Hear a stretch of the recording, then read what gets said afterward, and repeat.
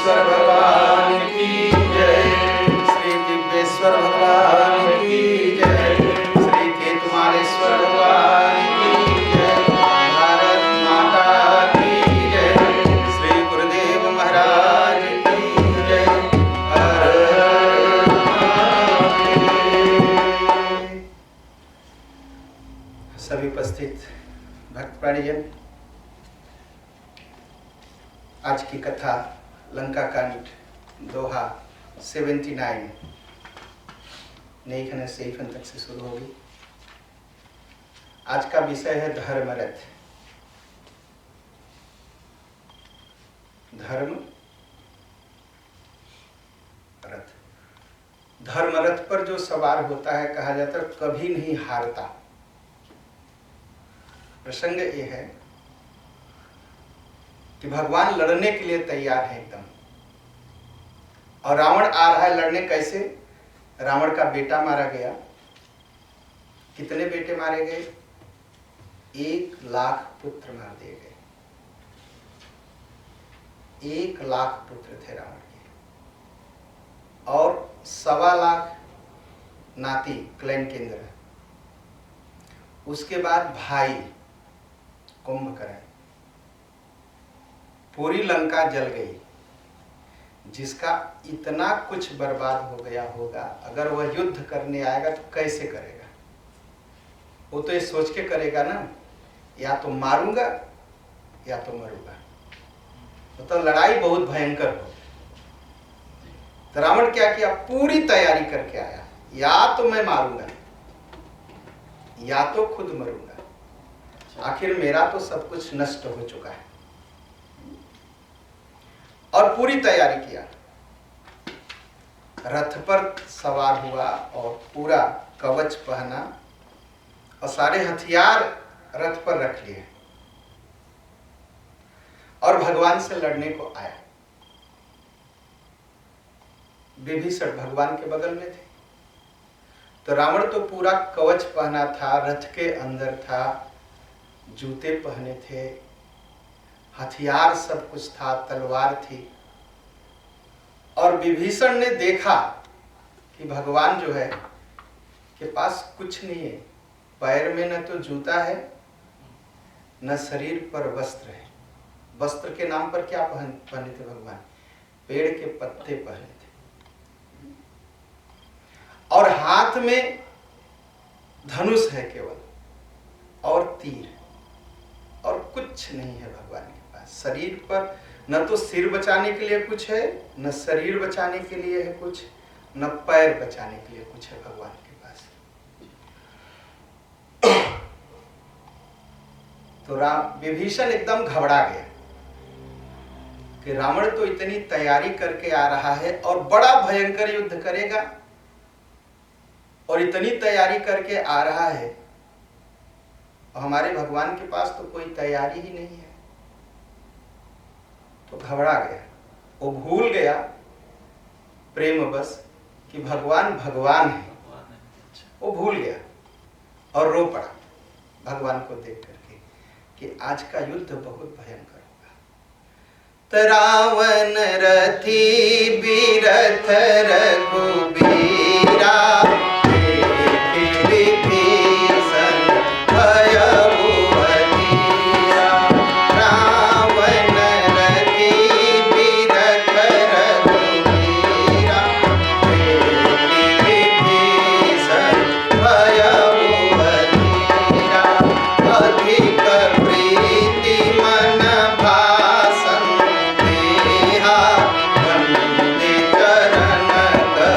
सहित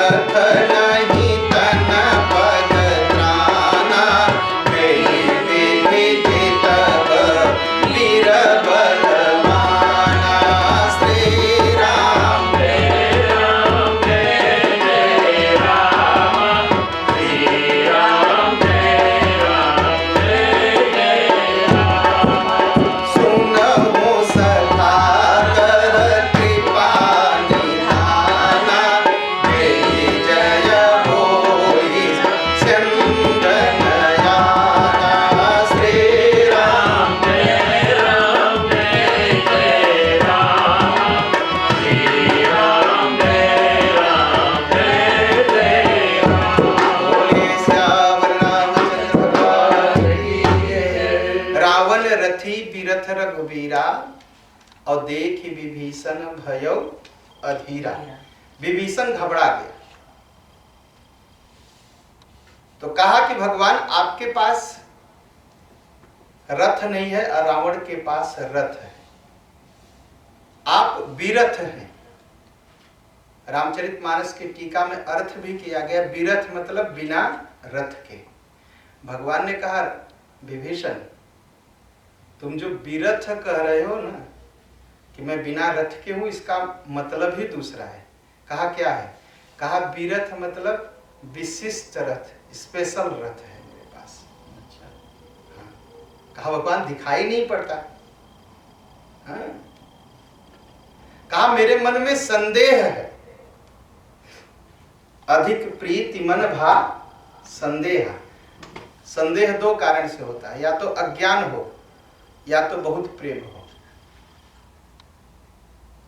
दो चीज से संदेह होता है। तो भाई अधिक प्रीति, बहुत प्रेम के कारण उसके मन में वो भूल गया प्रेम बस कि भगवान तो भगवान है, सब कुछ कर सकते हैं। और गया भगवान का पैर पकड़ा, भगवान से कहने लगा कि भगवान नाथ न रथ नहीं तन पद त्राना। भगवान आपके पास न तो रथ है, न तो पैर में जूता है, न शरीर पर कोई कवच है। कही विधि जीतब वीर बल पाना। आप किस तरह से जीतेंगे? भगवान हंस पड़े।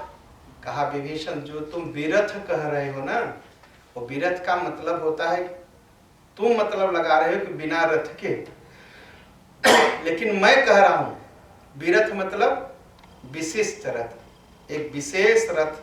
आना, आना का दो मतलब, हिंदी में मतलब होता है दूसरा, और भोजपुरी में क्या कहते हैं? ले आना, पहुंचाना।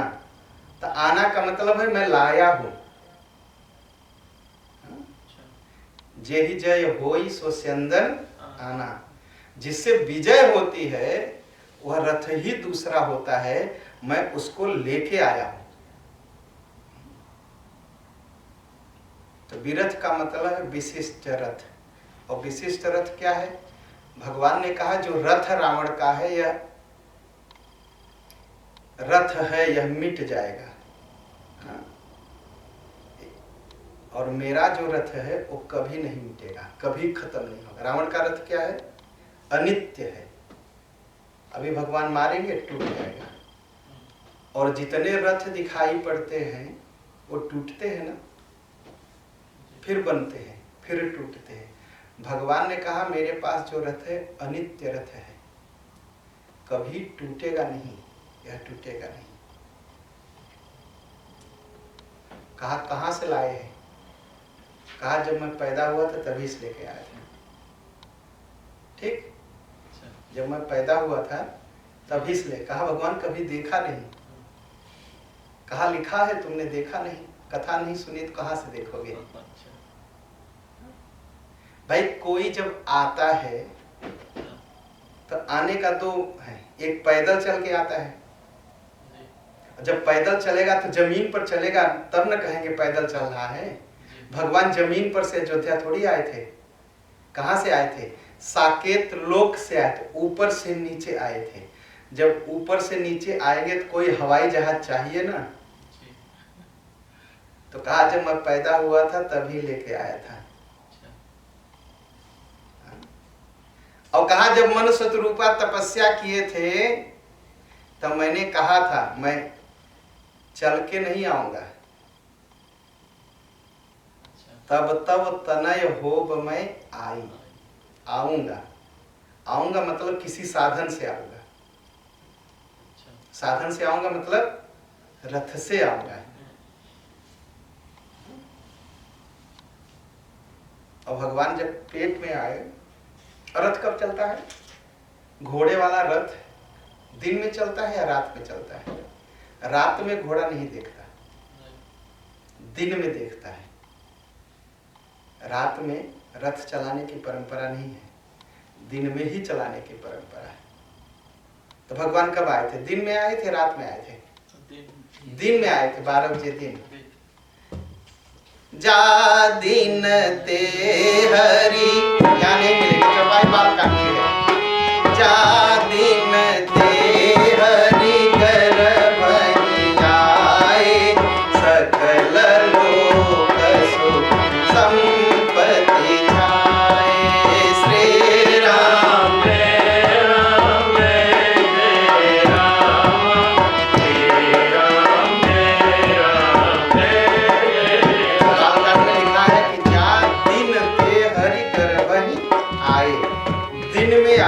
इसलिए दिन में आए कि रथ से आना था। और कृष्ण भगवान कब आए? रात में, क्योंकि पैदल आना था बिना रथ के। तो राम जी दिन में इसलिए आए कि उनको रथ से आना था। और कहाँ आए? माता जी के गर्भ में। तो भगवान ने क्या कहा? तब हो सकता है भाई रथ कहाँ गया? भगवान ने रथ अपने शरीर में ही छिपा लिया। भगवान कभी बिना तीर धनुष के नहीं रहते। वो गर्भ में थे तब भी तीर धनुष था उनके पास।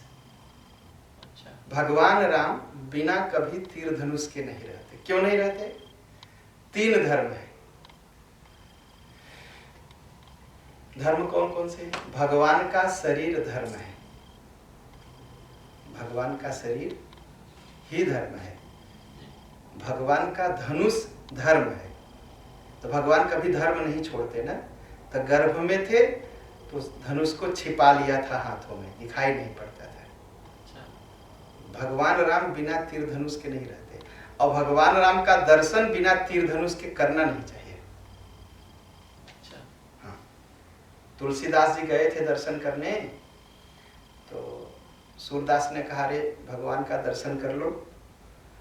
तो तुलसीदास जी ने कहा दर्शन तो कर लो, लेकिन इनके हाथ में बंसी है, मैं इनका दर्शन नहीं करूँगा।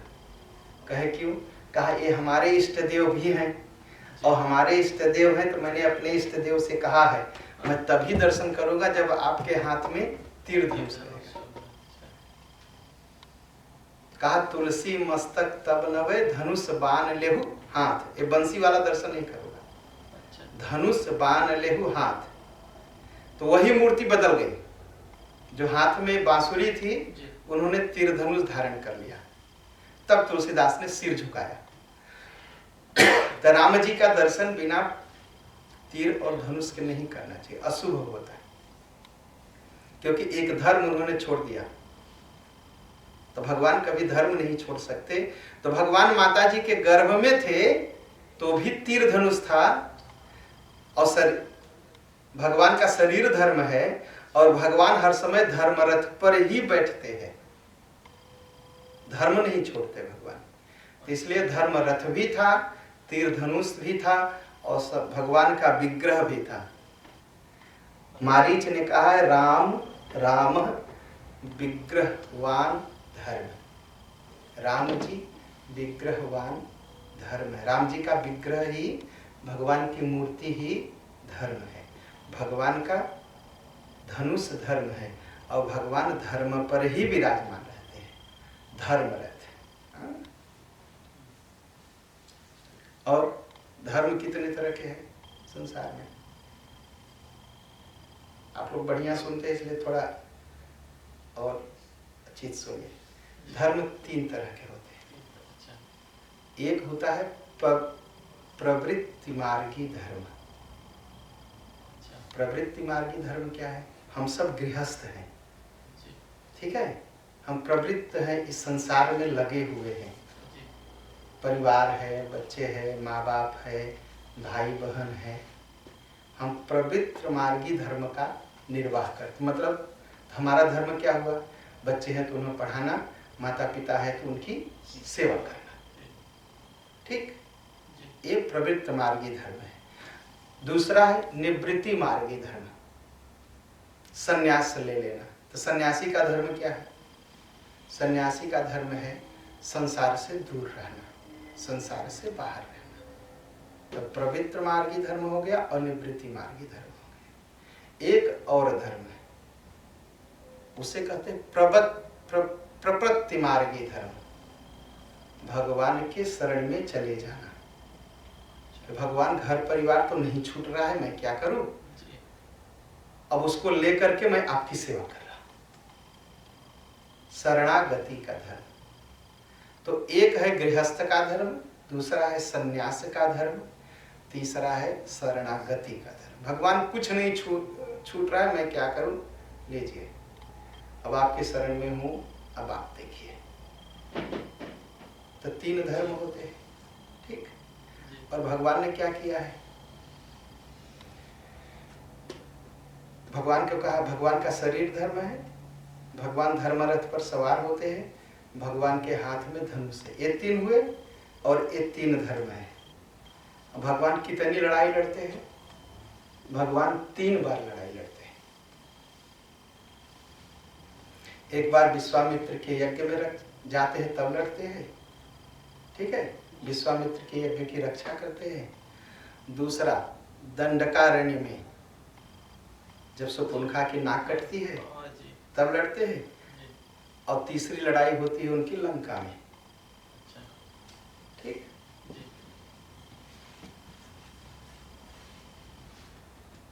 और आश्चर्य मानेंगे,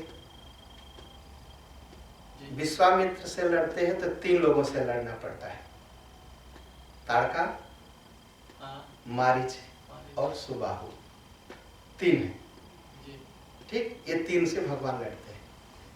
और दंडक वन में लड़ते हैं, शूर्पणखा की नाक काटने के बाद खर, दूषण, त्रिशिरा, 3 से लड़ते हैं। और जब लंका जाते हैं तब किससे लड़ते हैं, कुंभकर्ण, मेघनाथ और रावण, 3 से भगवान लड़ते हैं। ये तीनों है दैहिक, दैविक और भौतिक। जो 3 युद्ध हमको भी करना पड़ता है, लेकिन हम बेहोशी में युद्ध करते हैं, भगवान होश में युद्ध करते हैं, ये फर्क है। लेकिन ये तीनों को जीतना कैसे है, धर्म रथ के सहारे। अब भगवान का अब कहेंगे धनुष कैसे धनुष कैसे धर्म हुआ, धनुष तो लड़ने वाली चीज है, लड़ने वाली चीज धर्म हो सकती है, नहीं हो सकती भाई। जो लड़ाई करे वो थोड़ी कहेंगे धार्मिक है, उसे कैसे कहेंगे धार्मिक है। जो रोज रात दिन जिहाद आउटफूल करे उसे धार्मिक थोड़ी मानते हैं, उसे तो पापी मानते हैं, अधार्मिक मानते हैं। अब धनुष कैसे धर्म हुआ, धर्म का काम क्या है, धर्मो रक्षति रक्षित है। धर्म पर आप चलेंगे, धर्म आपकी रक्षा करेगा, ठीक है। जो रक्षा करे उसको धर्म कहते हैं। तो भगवान अपने भक्तों की रक्षा कैसे करते हैं, तीर से ना, तीर और धनुष से। तो तीर और धनुष भी धर्म हुआ। राजीव नयन धरे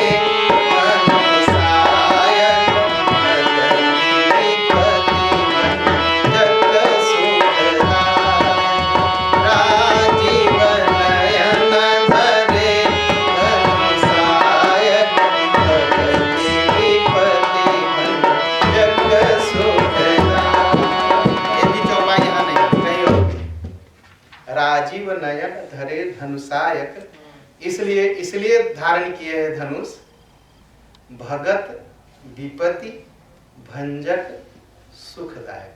अपने भक्तों की दुख से रक्षा करने के लिए भगवान धनुष धारण किए हैं, इसलिए उनका धनुष भी धर्म है।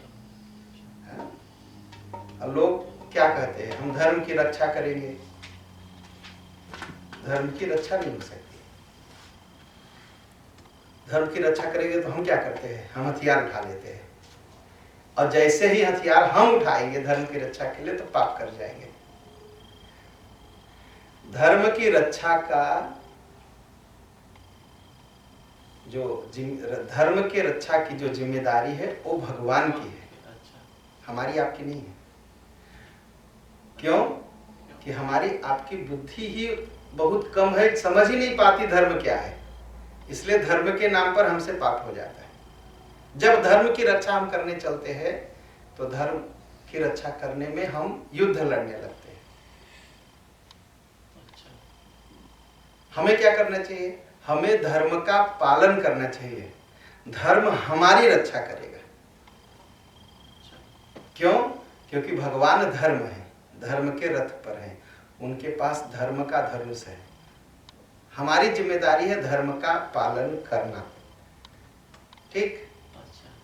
अगर हम चले, अब हम मास्टर हैं, पढ़ाते हैं स्कूल में, हम अपना धर्म न पालन करें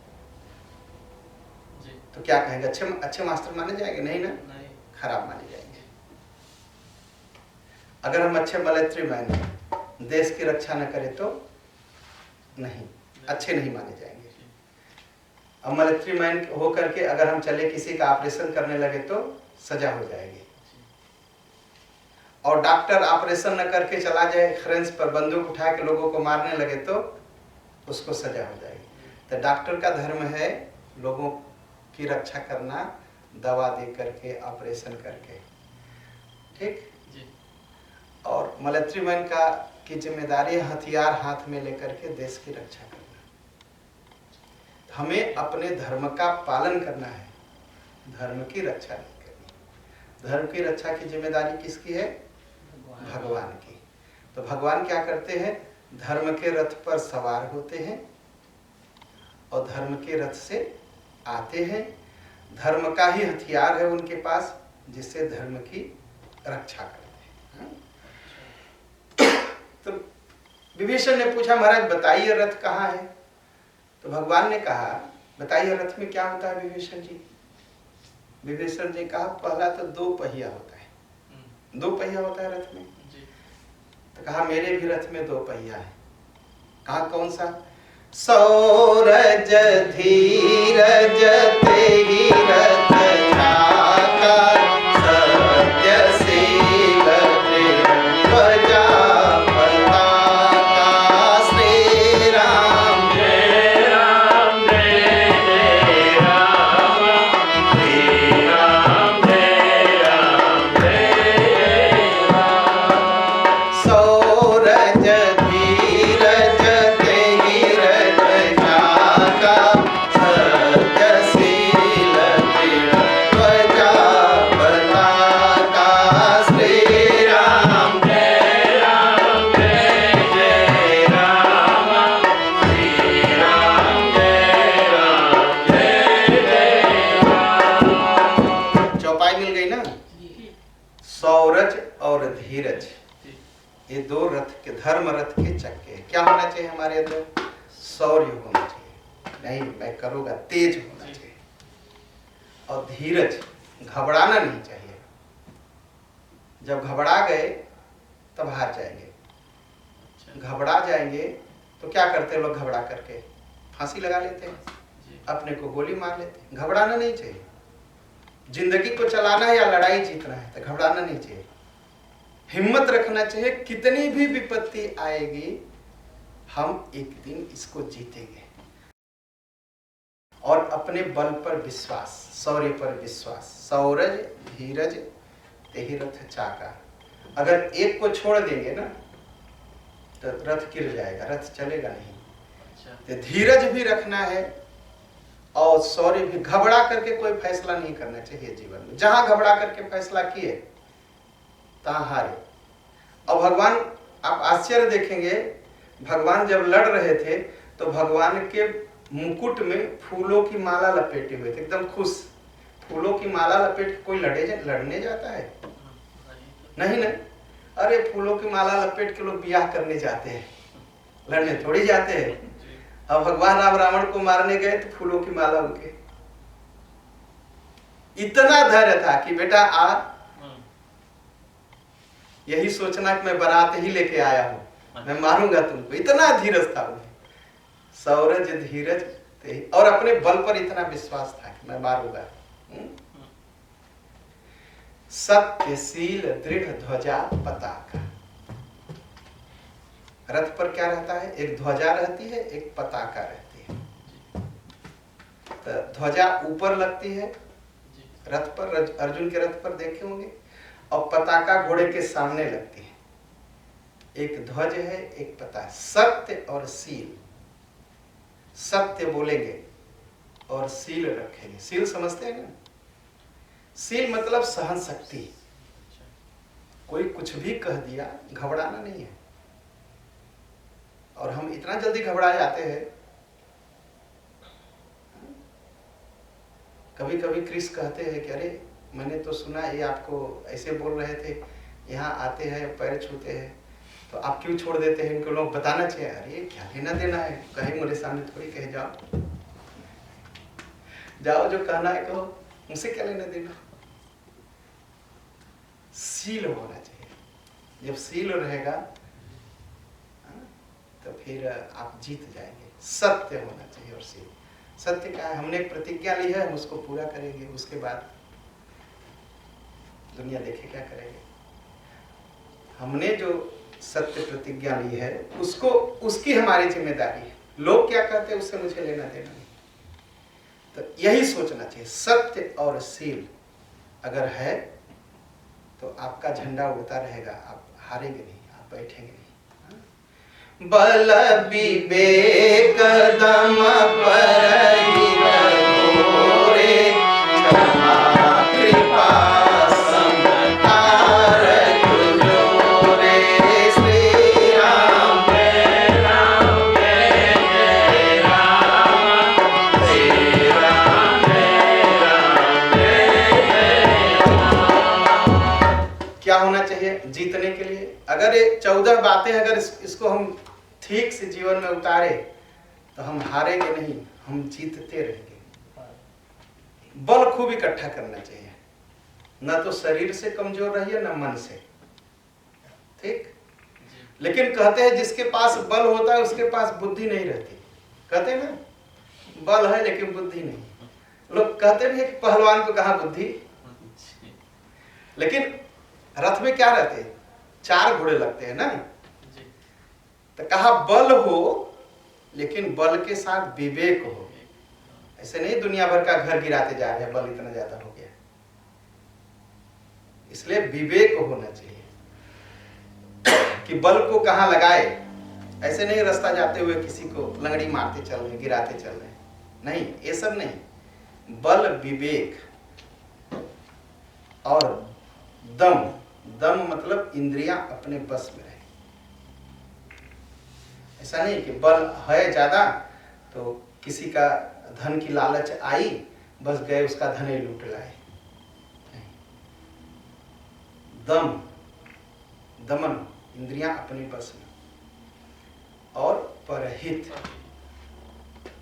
बल से हम दूसरे का हित करेंगे, विवेक से दूसरे का हित करेंगे। कितना भी धन रुपया पैसा देखेंगे, लालच नहीं आएगा, इंद्रियों को बस में रखेंगे, दूसरे का भला करेंगे। परहित,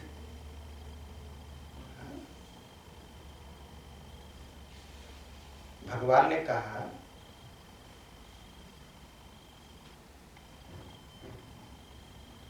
रामायण साउथ इंडिया की रामायण है। साउथ इंडिया में भगवान से लक्ष्मण जी ने पूछा भगवान से कि भगवान धर्म किसे कहते हैं? कहा परहित। कहा परहित मतलब कहा जब भी अगर आप मात्र अपने लिए करते हैं तो परहित नहीं है, तो धर्म नहीं है। पूजा पाठ भी अगर मात्र अपने लिए करते हैं, यज्ञ भी मात्र अपने लिए करते हैं तो धर्म नहीं है, वो स्वार्थ। जो भी चीज में परहित है वही धर्म है। परहित सरिस धर्म नहीं भाई। 3 धर्म भी कहे गए। कौन कौन सा धर्म है? परहित, धर्म न दूसरे, सत्य समान। धर्म जो है, धर्म रथ में 4 पहिए हैं, जो चौथा पहिया उस है परहित का, दूसरे का भला करना। अगर ऐसा करते रहेंगे, अब कहेंगे हम दूसरे की भलाई करते हैं, लोग मुझे उल्टा सीधा कहते हैं, ये उनका काम है, मेरा काम नहीं, हमारा आपका काम है। बल विवेक दम परहित घोरे, क्षमा कृपा समधार तुझोरे। श्री राम जय राम जय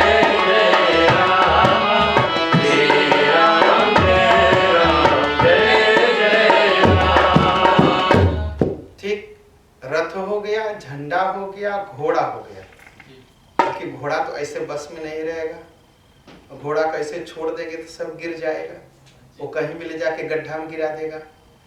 तो क्या रखते हैं उसके लिए? रस्सी। और रस्सी 2 रस्सी नहीं 3 रस्सी होती है। अच्छा। एक बीच में रस्सी रहती है और 2 बगल में। 3 रस्सी से घोड़े संभाले जाते हैं। तो यह जो धर्म रथ है, घोड़ों को बस में करने के लिए कौन कौन सी रस्सी है? क्षमा, किसी ने कुछ गलती किया तो क्षमा कर दो। अच्छा। हर समय। और क्षमा कैसे करो कि उसे पता भी न चले कि आपने क्षमा कर दिया। दूसरा, कृपा। कृपा क्या है? ऐसा नहीं कि उसने मेरे लिए कुछ किया तब मैं उसके लिए कुछ करूं, नहीं। वो दुख में है, विपत्ति में है, मेरे सहयोग की जरूरत है, चलो कृपा। और समता, सबको बराबर समझे। ये 3 रस्सी। और समता क्या है? अब दुश्मन देख के हम थोड़ी बराबर रहे तो गुस्सा तो लग ही जाएगा जी। होता है ना? होता है। अब कहते हैं अब गुस्सा है, अब उनको देखना तक मैं नहीं चाहता। समता कैसे? दुश्मन हो, ठीक है, दुश्मन अपनी जगह है, ठीक है, लेकिन अगर उसको हमारी सहयोग की जरूरत है तो मुझे करना है। और मैंने लोगों को देखा है, हमारे गांव में एक आदमी, 2 पड़ोसी थे, खूब लड़ते थे। ऐसा कोई दिन नहीं था, कोई हफ्ता नहीं था जब मारपीट न होती। मैंने बरसों यह चीज देखा है, बरसों देखा है। लेकिन जब सामने वाले पड़ोसी के घर में आग लगी तो इस तरफ वाला पड़ोसी था, वही कुएं से पानी खींच करके उसके घर की आग बुझाया। अच्छा। ये समता है। लोगों ने कहा अरे तुम जलने दे, कहा नहीं, पड़ोसी है बेचारा, जिंदा नहीं रहेगा तो मुझसे लड़ेगा कौन? अच्छा। खुद बुझाया आग। और पूरा परिवार को बुला करके, अपने औरत बच्चों सबको बुला के पानी खींचता था और बुझाता था। और 1-2 बाल्टी नहीं, हजारों बाल्टी पानी खींचा परिवार ने कुएं से। 200 मीटर नीचे से पानी खींच के हाथ से घर को बचाया। ये समता है। दुख में है उसको तो क्षमा, कृपा, समता, रजुचोर। अगर जीतना है, और बताएं क्या होगा अंत में? वो हार गया और ये जीत गया। आग बुझाने वाला जीत गया और जिसके घर में आग लगी वो हार गया। और आज तक सुखी है पूरे परिवार का, कुछ नहीं करता है, उसके बच्चे कोई नौकरी नहीं करते, खेती करते हैं और खूब सुखी है। जबकि भारत में किसान बहुत गरीब रहता है, क्योंकि वो लोग इतने, ऐसा नहीं कि उनके पास दुख है। तो क्षमा, कृपा, समता, रज, ईस भजन सारथि सुजाना, विरति धर्म संतोष कृपाना, श्री राम जय राम जय जय राम, श्री राम जय राम जय जय राम। और रथ को चलाने वाला, एक तो लड़ने वाला रहता है, दूसरा चलाने वाला होता है, उसे कहते हैं सारथी, जो रथ को हाँकता है। तो इस रथ पर, हम लोगों के रथ पर, धर्म रथ पर कौन सारथी है? ईश भजन, भगवान का भजन करना ही सारथी होता है। अगर भगवान का भजन नहीं करेंगे तो रथ चलेगा नहीं। और भजन कैसा है? भजन सीधा भगवान की सेवा, सीधे सीधे भगवान की सेवा। भजन का मतलब है भगवान की सेवा, भगवान को भोजन कराना, भगवान को स्नान कराना, भगवान की आरती करना, यही भजन है। और सब कुछ समाप्त हो जाता है, जितना कुछ है सब समाप्त हो जाता है। ठीक, दान और पुण्य भी समाप्त हो जाता है। दान पुण्य से क्या मिलता है? स्वर्ग मिलता है। और स्वर्ग का जब हम सुख भोग लेते हैं तो खत्म हो जाता है, नीचे गिरते हैं। दान और पुण्य भी खत्म हो जाता है। लेकिन शंकर भगवान से पूछा गया क्या नहीं खत्म होता? शंकर भगवान ने क्या कहा?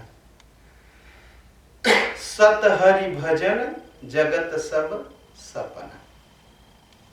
उमा कहूँ मैं अनुभव अपना, जी। सत हरि भजन जगत सब सपना। ये सब सपना है, सब नकली है, और भजन का असर अगले जन्मों तक रहता है। इसलिए भगवान की सेवा करनी चाहिए, कभी नहीं समाप्त होता भजन। उमा कहूँ मैं अनुभव अपना, सत हरि भजन जगत सब सपना। श्री राम जय राम जय जय राम, श्री राम जय राम जय जय राम। संसार में सब समाप्त हो जाता है, ज्ञान भी समाप्त हो जाता है। ज्ञान का काम क्या है? अज्ञानता खत्म हो जाए तो ज्ञान का काम खत्म। ठीक, अज्ञानता खत्म हो जाए तो ज्ञान का काम भी खत्म हो जाता है। पुण्य किए, पाप खत्म, पुण्य का काम खत्म। स्वर्ग मिल गया, फिर स्वर्ग में कुछ दिन रहे, फिर नीचे आ गए। लेकिन भगवान का भजन क्या क्या होता है? भगवान का भजन गाना, भगवान के मंत्र को जपना और भगवान की सेवा करना। भगवान के लिए जो हम गाते हैं, जो हम अपने गुरु मंत्र का जाप करते हैं, और जो भगवान की सेवा करते हैं या सेवा करवाते हैं, दो तरह का वचन है। भगवान की सेवा करना और भगवान की सेवा करवाना। करना ही नहीं, भाई आप तो करेंगे, करवाना कैसे है भगवान की सेवा? अच्छा, आरती नहीं हुआ, चलिए मैं कुछ सहयोग करूं। भगवान की भोग की कमी है, चलिए भोग की व्यवस्था किया। भगवान की सेवा करना और भगवान की सेवा करवाना, तो ये भजन हुए तीन तरह। ये तीनों कभी नहीं खत्म होते। नाम जप कभी नहीं खत्म होगा, और भगवान की सेवा कभी किए होंगे तो वो नहीं खत्म होगी। भगवान के लिए भजन गाए होंगे तो वो भी नहीं खत्म होगा। इसलिए तीनों, और तीनों को हम लोग भजन कहते हैं ना। भगवान का नाम जपना ही भजन है, ठीक है। भगवान की पूजा करना भजन है, और भगवान के लिए भजन गाना भी भजन। तीन हो गए। ईस भजन सारथी सुजाना, विरति चरण संतोष कृपाना। श्री राम जय राम जय जय राम, श्री राम जय राम जय जय राम। इसलिए भजन करना बहुत जरूरी है। इसलिए भजन का इतना महत्व है, हाँ? क्योंकि वह सारथी बन जाता है यहाँ से वहां, मतलब इस जन्म से अगले जन्म तक, अगले जन्म से अगले जन्म तक चलता ही रहता है, रुकता नहीं। बीरति चर्म, लड़ाई के समय एक चमड़ा पहनते थे जिसे तीर चलाया जाए तो तीर न धसे। मोह माया से विरक्ति, यही चर्म है। दुख का तीर हमके क्यों लगता है? दुख का तीर इसलिए लगता है कि हम मोह से नहीं छूटते, इसलिए दुख लगता है। अभी आज ही किसी ने कहा कि उनकी माँ को दुख रहता है तो तुरंत फील करते हैं, बच्चों को दुख रहता है तो तुरंत फील करने लगते हैं, और वह इतना हो जाता है कि उनको दुख कम रहता है, मुझे ज्यादा लगता है। मोह जितना बड़ा रहेगा किसी से, उसका दुख अपने ऊपर आप उतना ही ज्यादा लेंगे, उतना ही ज्यादा दुख। उसको कम रहेगा लेकिन हमको आपको ज्यादा होगा। तो उससे क्या है बचने का उपाय? क्या है? विरति। विरति क्या है? ये सोचना जो भी कुछ है, सुख या दुख, वो कहीं न कहीं हमारे कर्मों का ही फल है, सुख या दुख। अब कहेंगे सुख या दुख एक अच्छा है या खराब है? नहीं। हम अच्छा करने की कोशिश करते हैं तो कर्म करते हैं, उससे भी जेल में है, और बुरा करते हैं तो जेल में है ही। ये कर्मों का जेल है। अच्छा करेंगे तो यहीं आएंगे, बुरा करेंगे तो यहीं आएंगे, रहेंगे तो इसी जेल में ना। तो जब जेल ही में रहना है तो दोनों का फल एक ही, अच्छे कर्म का और बुरे कर्म का फल यही है कि हमें जन्म लेना पड़ेगा। लोग सोचते हैं अच्छा करेंगे तो मुक्ति मिलेगी, अच्छा करने से मुक्ति नहीं मिलेगी। मुक्ति कब मिलेगी? भगवान की कृपा और मंत्र का जाप, ये दो चीज ही कर्मों से मुक्ति देते हैं, फिर इसी से मुक्ति मिलती है, नहीं तो मुक्ति नहीं मिलती। बार बार जन्म होता रहेगा, बार बार जन्म होता रहेगा, बार बार जन्म होता है, चलता रहता है चक्र। और यह जन्मों का जो चक्र है ना,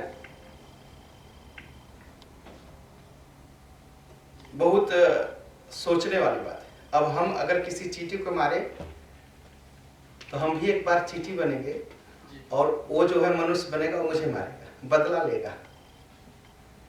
अगर हम किसी जानवर को मारे तो एक बार हम जानवर मरेंगे बनेंगे और वो मनुष्य बनेगा तो हमको भी काटेगा। एकदम यही नियम। इसीलिए ये जो पुनर्जन्म का जो सिद्धांत है ना सनातन धर्म का, यह सत्य है और ऐसा होता है। इससे हम सनातनी पाप करते समय डरते हैं कि आज हम मारेंगे तो अगले जन्म में ये मुझे मारेगा। ठीक? और जानते हैं कितना बड़ा असर हुआ? राम जी थे तो हवाई जहाज था ना, हवाई जहाज की कथा सुने हैं ना, कि भगवान पुष्पक विमान से उड़ करके अयोध्या गए। तो हवाई जहाज था लेकिन इस तरफ शेखर नहीं था। अब कहेंगे हंसने की बात है या सोचने की बात है? सोचने की बात है। झाड़ू था लेकिन इस तरफ शेखर नहीं था। ये पुनर्जन्म के नाते नहीं था। किसी ने कहा कि क्यों नहीं था? कहे हाँ, इस तरफ शेखर बना नहीं पाए, आप कहते हवाई जहाज था। उनका तुम समझते नहीं सनातन धर्म, इसलिए। कहे क्यों? इस तरफ शेखर बना सकते थे लेकिन जानबूझ के नहीं बनाए। क्यों नहीं बनाए? इस तरफ शेखर से जब इस तरफ सर्क करते हैं ना तो चींटी जाती है उसके अंदर और चींटी मर जाती है। और जब झाड़ू से झाड़ते हैं तो क्या होता है? चींटी मरती नहीं, उसके बीच में जो जगह है उससे जिंदा रहती है और दूर चली जाती है। मात्र पुनर्जन्म के नाते हिंदुओं ने हवाई जहाज बनाया लेकिन इस तरफ शेखर नहीं बनाया कि इसे खींचेंगे तो चींटी खिंचा जाएगी और मर जाएगी, और झाड़ू से झाड़ करके उसे दूर कर देंगे। मात्र इतनी के नाते। तो अगर हम उसको इस तरफ शेखर से मारते हैं तो अगले जन्म फिर से हम चींटी बनेंगे तो मुझे इस तरफ शेखर। यही पुनर्जन्म का सिद्धांत है। तो मोह से विरति यह चर्म है, ये हमारी आपकी रक्षा करता है, रक्षा करता है। और संतोष कृपाना, संतोष करना। अब कुछ लोग कहते हैं कि संतोष हम कर लेंगे तो विकास नहीं करेंगे, डेवलप नहीं कर पाएंगे ना, कि चलो जितना है क्या जरूरत है। नहीं, संतोष का मतलब है हम जितना कमा सकते हैं हम कमाएंगे, ठीक, लेकिन किसी की कमाई बेईमानी नहीं करेंगे, इसका नाम है संतोष। संतोष का मतलब नहीं कि चलो 10 रुपया कमाते हैं, क्या जरूरत है 20 कमाने की, तो उसे कहते हैं आलसी।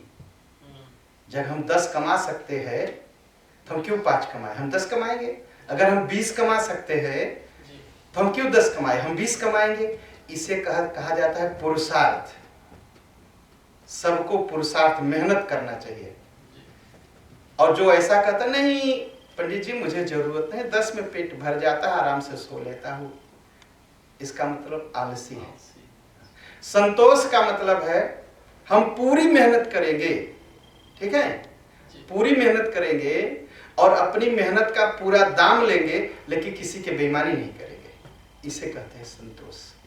संतोष कृपा, यही तलवार है। और इस तलवार से आप किसी को भी मार सकते हैं, उसको चोट भी नहीं लगेगी और आप जीत जाएंगे, जीत जाएंगे। और दान पर सुबुद्धि सत्य प्रचंडा विज्ञान कठिन को दंडा। दान पर सुबुद्धि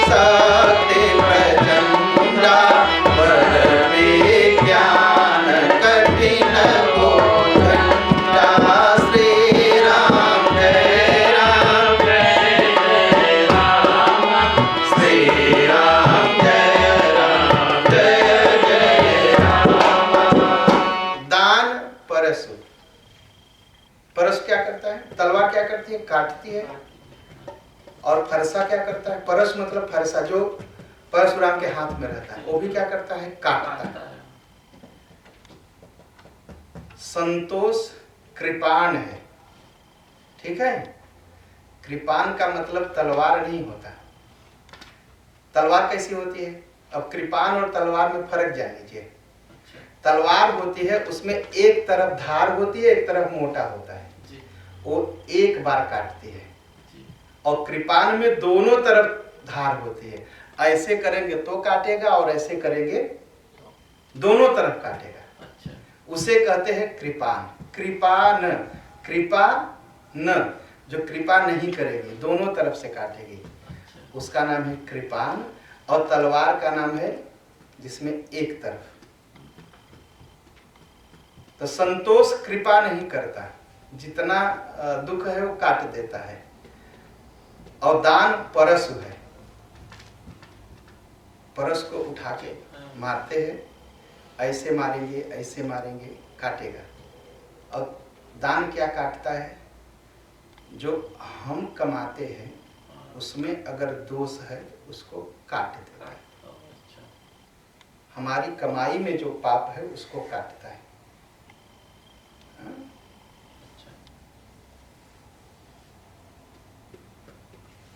और एक बात देखे होंगे परशुराम प्रसंग में, परशुराम जी ने अपना धनुष भगवान को दिया, ठीक, दान दिए अपने धनुष का भगवान श्री राम को, और फरसा अपने आप चला गया।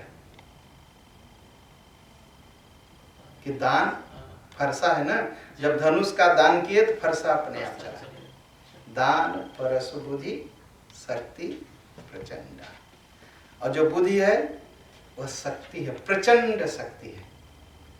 दान परशु बुद्धि शक्ति प्रचंडा, पर विज्ञान कठिन को दंडा। श्री राम जय राम जय जय राम, श्री राम जय राम जय जय राम। और विज्ञान, जो श्रेष्ठ विज्ञान है वही कोदंड है, वही क्या है? धनुष है। बर विज्ञान क्या है?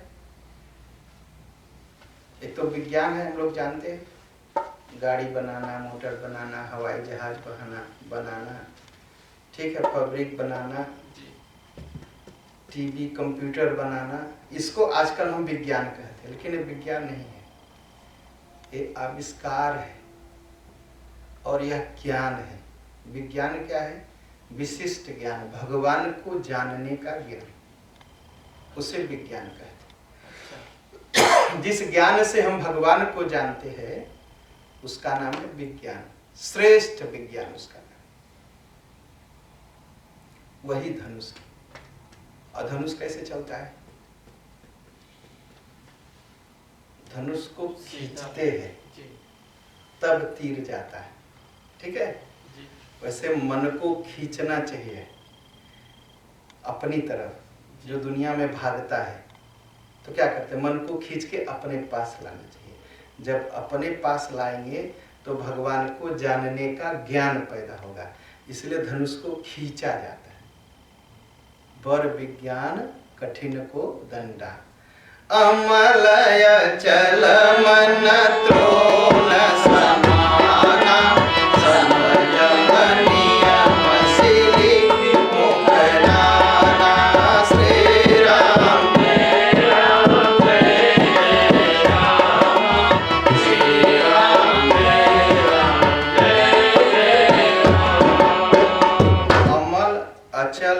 मन। तर्कस समझते हैं जिसमें तीर रखते हैं, वो दो रहता है, एक इस तरफ एक इस तरफ रथ में। मन कैसा होना चाहिए? अमल, उसमें गंदगी न हो मन में। और जब मन में गंदगी है ना तो हार जाएंगे हम। मन एकदम साफ होना चाहिए। और कैसा होना चाहिए? अचल, हिलने डुलने वाला मन नहीं कि कभी यहाँ कभी वहां भाग रहा है। मन ऐसा, एक चीज सोच लिया इसको करना है तो करना है। और हम सब क्या करते हैं?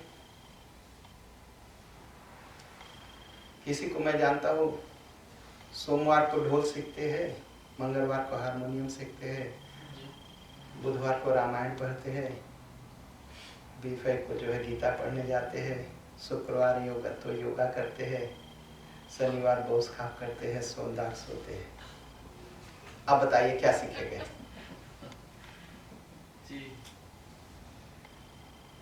अब रामायण यहाँ सीखने आएंगे, मैं कहूँगा राम जी की पूजा करिए। किसी कृष्ण वाले के यहाँ जाएंगे तो कहेगा कृष्ण की पूजा करिए। तब सोमवार शंकर भगवान वाले के यहाँ जाएंगे तो कहेगा आप शंकर भगवान की पूजा करिए। तो सब जगह इतना बड़ा बड़ा गड्ढा खोद रहे, पानी कहीं नहीं निकल रहा।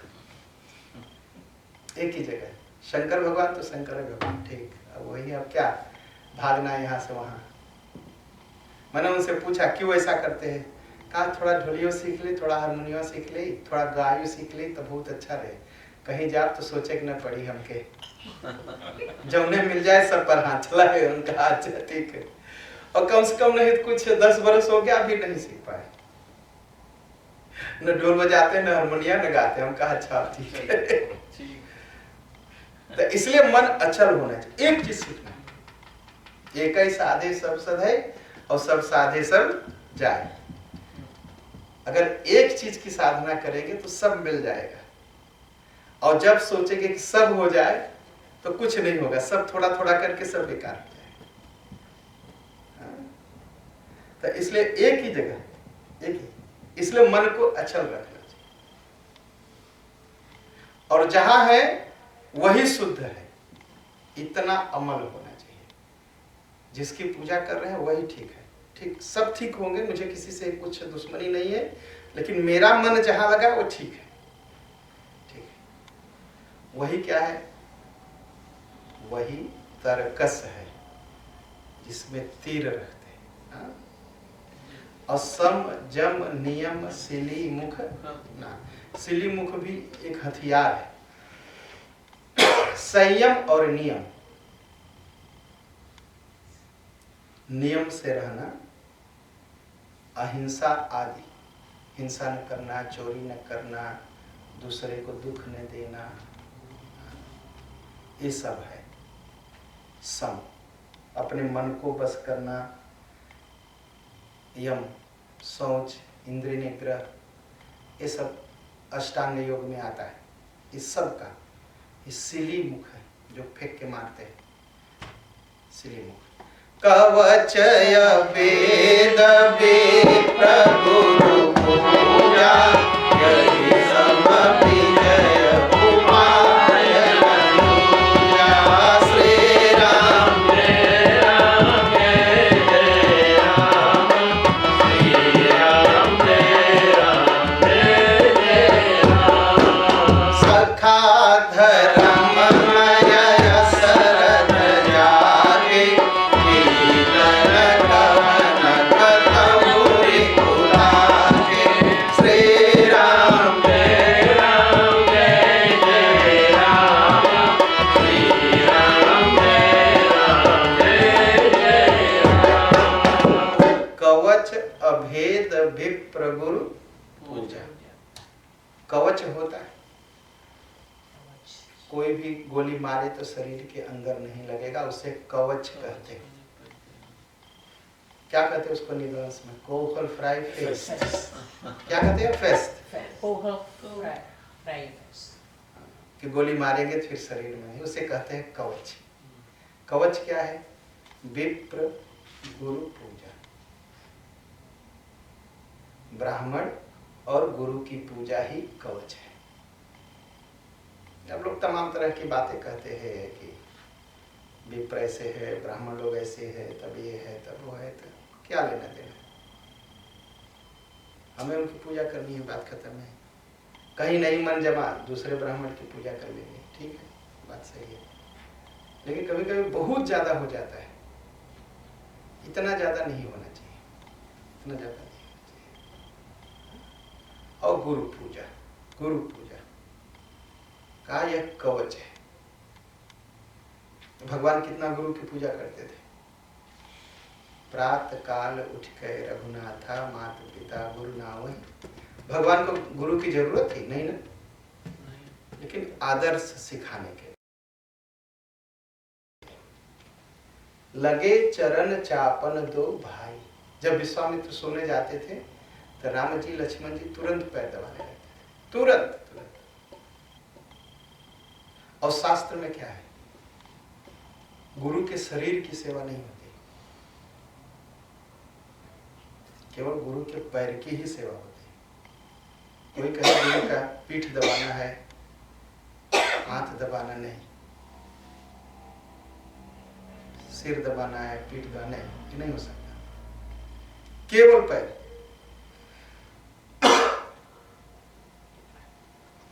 गुरुपद पंकज सेवा तीसर भगति अमान।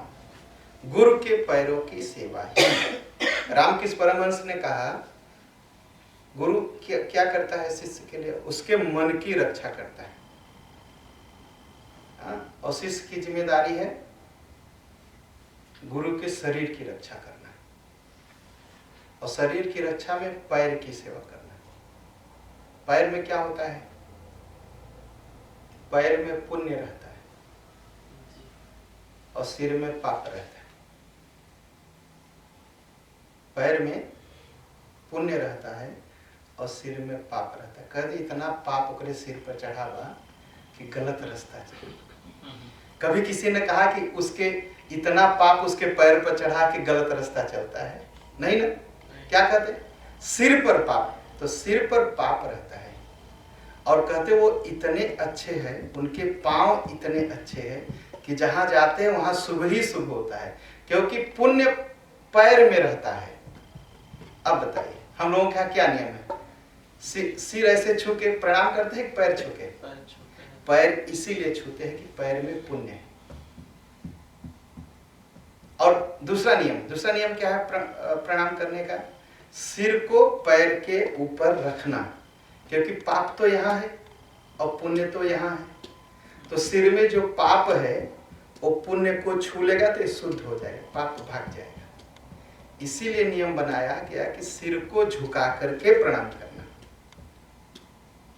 ठीक। और शास्त्र में लोग कहेंगे पैर तो शुद्ध होता है, तो बताइए जब पैर शुद्ध है तो क्यों उसको छू के प्रणाम करते हैं? सभी ब्राह्मण लोग पैर ही छूते हैं ना, कि सिर छू के कोई प्रणाम करता है? पैर ही छूआ जाता है, सिर में रहता है, इसलिए सिर छू के कोई प्रणाम नहीं करता है। और सिर में पाप क्यों रहता है? पाप को जलना चाहिए ना, क्योंकि अग्नि मुंह में रहती है। तो पाप जब अग्नि के पास जाएगा तभी तो जलेगा ना। और अग्नि जलाती है किसको है? जो उसके ऊपर रहता है, ठीक। जो उसके नीचे रहता है उसे नहीं जलाती। तो इसलिए मुंह में भगवान के, तो सिर, तो हम लोगों के शरीर में क्या है? सिर ब्राह्मण है, तो ब्राह्मण को अग्नि माना जाता है, इसलिए पाप सिर पर ही आता है। इसलिए कहा गया कि ब्राह्मण को गायत्री मंत्र जपना चाहिए, जिससे जो पाप सिर पर आता है वो खत्म हो जाए। इसीलिए इसीलिए कहा गया कि गुरु के पैर की सेवा और विप्र गुरु पूजन। कवचय भेद विप्र गुरु पूजा, जय सम विजय उपाय पूजा। श्री राम जय राम जय राम, श्री राम जय राम जय राम। भगवान के सिर की पूजा नहीं होती कि किसी के सिर की पूजा होती, नहीं, भगवान के सिर पैर की पूजा होती है ना। तो इसीलिए सबके पैर की पूजा होती है, सिर की पूजा नहीं। सिर पर केवल चंदन लगा देते हैं, लेकिन पूजा जब होती है तो पैर की ही होती है। इसीलिए नियम बनाया गया था अपने यहाँ कि जब ब्राह्मण गुरु घर में आए तो उनका पैर धोते थे। तो पैर धोने से क्या होता? पैर में पुण्य है तो पानी में जाएगा, तो पानी घर में छिड़केंगे तो पुण्य पूरे घर में फैल जाएगा। जी हाँ, आचमन भी करते, आचमन। उसे कहते चरणोदक लेना, चरणोदक लेना। इसलिए इसीलिए नियम था। अब दुनिया थोड़ा मॉडर्न हो गई, अब कहती है कि नहीं ये क्या है, हाँ? ठीक। और आज से 3 महीना पहले लोग कहते ये ऐसे हाथ जोड़ना क्या है, हाथ मिलाओ, ये मॉडर्न है। अब क्या हो गया, अब लोग दूर से भागते, हाथ बढ़ाइए तो 3 मीटर पीछे चले जाएंगे। हो गया ना। तो यह जो है इसीलिए नियम बनाया गया। और जितना पुण्य है पैर में, कैसे मंत्र जपते हैं तो पुण्य पैर में जाता है। और अग्नि 3 जगह रहती है। कहाँ कहाँ रहती है? पैर में, ब्राह्मण के पैर में अग्नि रहती है, ब्राह्मण के पेट में अग्नि रहती है, और ब्राह्मण के हाथ में अग्नि होती है। ठीक। इसीलिए नियम है, जब घर भोज होता है तो क्या करते हैं, वो गाय को घर के अंदर लाते हैं। गाय के अंदर सारे देवता है ना, तो पूरे घर में घुमाते हैं, क्योंकि गाय के पैर में भी अग्नि है। अगर गाय न मिले तो कन्या जो 11 बरस से नीचे है उसको घर के अंदर लाते हैं, उसको पूरे घर में पहले चलवाते, फिर उसको दक्षिणा देते हैं। तीसरा नियम है ब्राह्मण, ब्राह्मण को पूरे घर में चला के पहले चलवाते हैं, तो उसे कहते हैं ये घर भोज हो गया, कि ब्राह्मण का पैर पूरे घर में पड़ जाए। तो जो दुख उख होगा इसमें वो जल जाएगा, क्योंकि ब्राह्मण के पैर में अग्नि है। फिर उसको भोजन कराते हैं घर में बैठा के। घर भोज बस इतना ही है।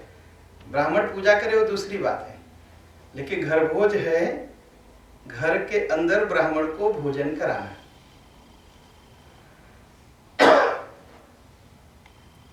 तो क्या करेंगे, तो भोजन पकाएंगे अपने चूल्हा पर, तो वहाँ की घर के अग्नि में जो कुछ अशुद्ध होगा घर के अंदर, वो ब्राह्मण खाएंगे तो जल जाएगा।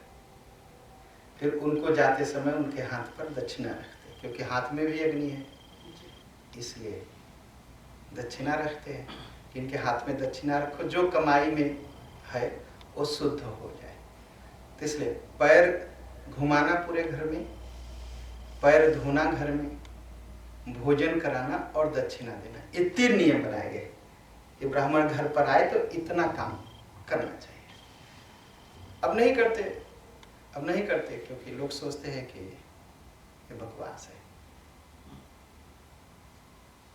लेकिन इसीलिए अब बकवास कैसे हो गया, कथा कहने वाले भी, ये पूरी तरह मैं उन्हीं की गलती कहूंगा। शास्त्र में जो लिखा है उसको नहीं बताया गया। मैं किसी को नहीं दोष देता, जो कथा कहते हैं उनका ही दोष है, ये बताया ही नहीं गया कि शास्त्र। जब गुरुदेव आए तो भगवान ने वशिष्ठ जी का पैर धोया। क्यों धोया? अरे गुरु थे। तो ठीक, मात्र इतने से नहीं, गुरु थे, ब्राह्मण थे, पैर धोया। नारद जी आए तो हिमालय ने पैर धोया, फिर जल को ले जाके पूरे घर में सिंचाया, यही लिखा है, छिड़का। और सबसे बड़ी बात है, आजकल बहुत रामायण पढ़ने वाले गलती करते हैं, दूसरों को सिखाते हैं। ऐसा कुछ नहीं लिखा है, शायद ध्यान से नहीं पढ़ते। ये सारी बातें रामायण में लिखा है। और रामायण का अर्थ करते समय जो रामायण की कथा सुनाते हैं या जो रामायण पढ़ते हैं, दोनों से प्रार्थना है, ठीक से पढ़िए, बात पूरी समझ में आएगी। और जो रामायण की कथा सुनाते हैं उनको ठीक से सुनाइए, उसमें अपनी फीलिंग मत रखिए। जो लिखा है बस उसको कहिए, उसको कहेंगे जनता अपने आप सीख जाएगी। कहना चाहिए, कोई करे या न करे, लेकिन कहना चाहिए शास्त्र में क्या लिखा है। जब जानेंगे नहीं तो करेंगे नहीं। तो क्या क्या सिखाते हैं आजकल, पैर मत धोना, रामायण में कहीं नहीं लिखा है। आरती में पैसे मत रखना। अभी कल शाम को किसी ने मुझे फिल्म भेजा कि मंदिरों में इतना पैसा आता है और ये वो।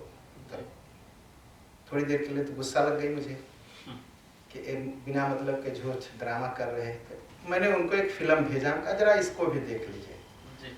तो वो मुझे लिख रहे हैं, वो लीडर हैं, कोई पॉलिटिकल पार्टी के लीडर हैं। अच्छा। तो अब लीडर अपने को जब लीडर मानता है तो आदमी फिर दूसरे को छोटा मानता है ना। जी। तो फिर से मुझे लिख रहे हैं कि मैं पूछ रहा हूं आपसे, ये सही है या नहीं। हम कहा जो आप पूछ रहे हैं वो फिल्म में उत्तर दिया गया है, अगर आपके पास समय हो तो आप देख लीजिए और सुन लीजिए। अब मेरे पास इतना टाइम नहीं है कि मैं सही लिखूं या गलत लिखूं। आप फिल्म देख ले, नहीं तो आपका सवाल बाकी रहेगा। कल शाम से अभी तक उन्होंने फिल्म देखा नहीं। अच्छा। बस कहीं से कुछ सुन लिया, बस चलो हाँ। भेजो फिल्म, भेजो फिल्म, भेजो फिल्म। और ऐसी फिल्में जो बनती हैं, जो बना के भेजते हैं मंदिरों के खिलाफ, पंडितों के खिलाफ, ब्राह्मणों के खिलाफ, पहली बात है झूठी है, ड्रामा है, और उसके पीछे का जो सत्य है वो कोई नहीं बताता। सत्य क्या है? 1000 मिलियन जो पिछले दिनों मैंने जोड़ा था रुपया, मंदिरों ने कोरोना की दवा खोजने के लिए डोनेट किया। 1000 मिलियन,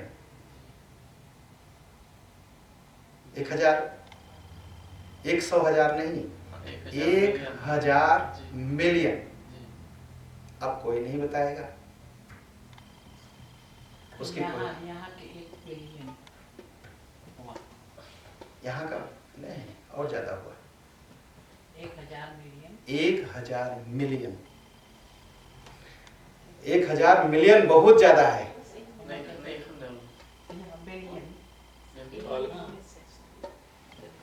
उतना दान किया, और वह इसलिए दान किया कि दवा बन सके कोरोना की। और 5 मिलियन के आसपास लोगों को रोज मंदिर के लोगों ने भोजन कराया। 5 मिलियन कितना है? यहाँ 16 मिलियन लोग रहते हैं, और वो 5 मिलियन लोगों को रोज भोजन कराए। अब आप सोच लिए 3 दिन में पूरे हालैंड को भोजन करा दिया। इतना इतना इतना मंदिर करते हैं। और एक संस्था है मंदिर चलाती, उस संस्था का नाम है अक्षय पात्र। अक्षय पात्र 15 मिलियन बच्चों को हर रोज पैकेट बना के देती है खाने के लिए, और वो मंदिर चलाते हैं। कोई नहीं चलाता, मंदिर चलाते हैं।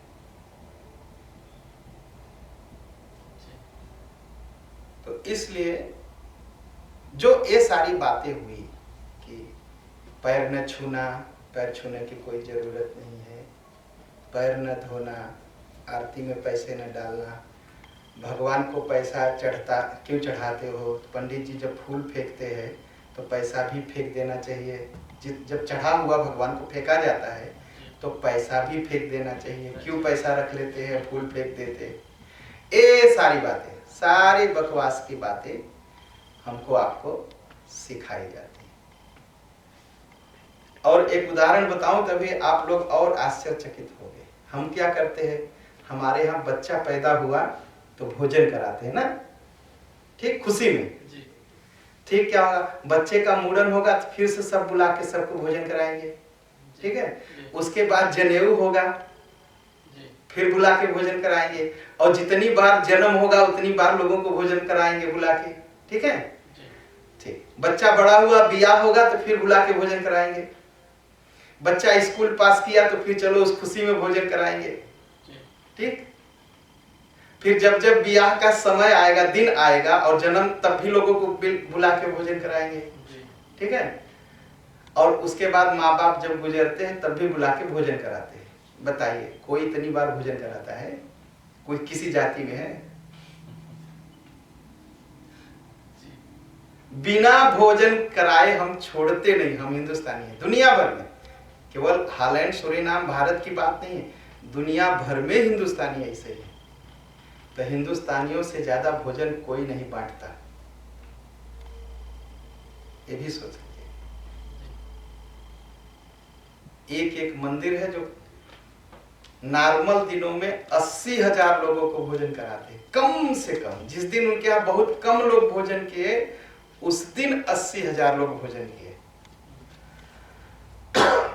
तो ये सब जो बातें आई हमारे धर्म के खिलाफ आई, वह इसलिए आई कि हम कथा कहने वाले आपको बताए नहीं, पहली गलती।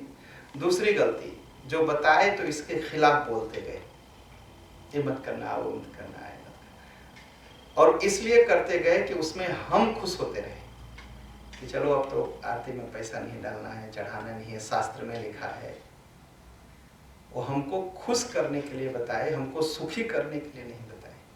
इसलिए कथा कैसी होनी चाहिए? जिससे हमको सुख मिले, हमको खुशी न मिले, ठीक है।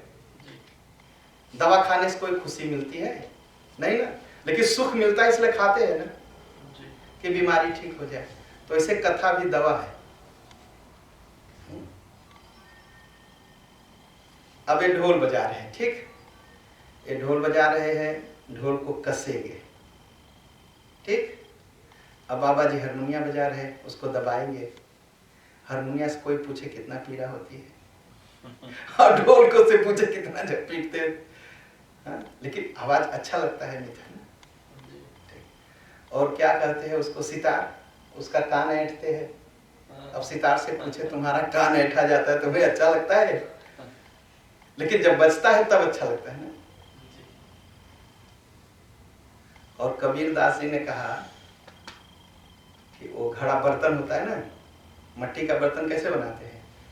मट्टी के बर्तन के अंदर घड़ा कैसे बनता है? उसके अंदर हाथ डालते हैं और एक ऐसे पिटना रहता है, ऐसे पीटते हैं उसको।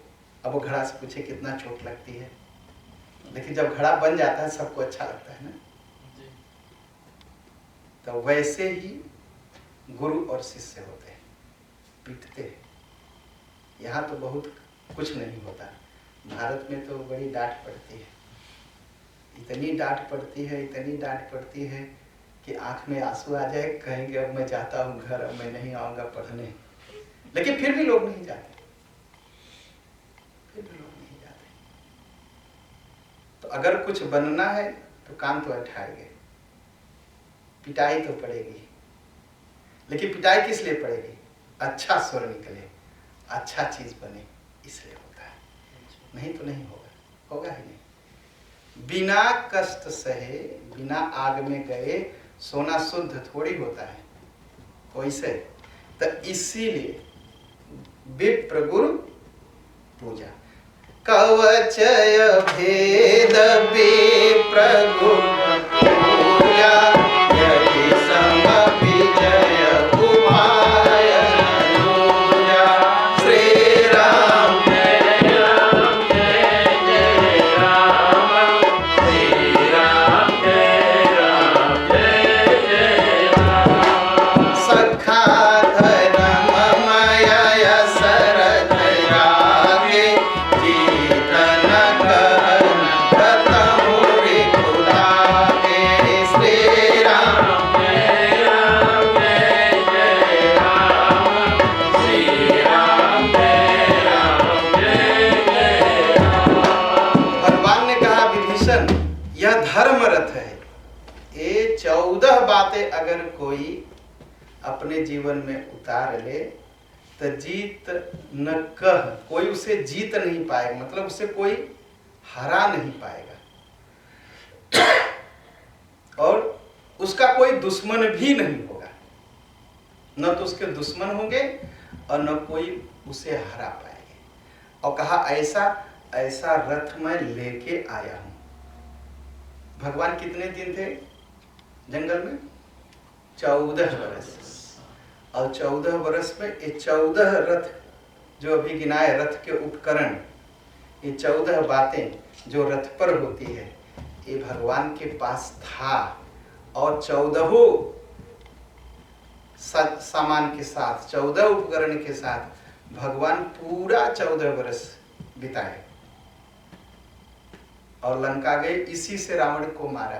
तो क्या हुआ? रावण का रथ भी टूट गया, रावण मर भी गया, पूरी लंका में फिर से धर्म की स्थापना हो गई और विभीषण जी राजा बने। महा अजय संसार रिपु जीति सकै सोबीर, जाके असरत होई दृढ़ सुनौ सखा मति धीर। सुनि प्रभु वचन विभीषण हरषि गहे पद कन, यही मुसि मोहि उपदेशहु राम कृपा सुख बन।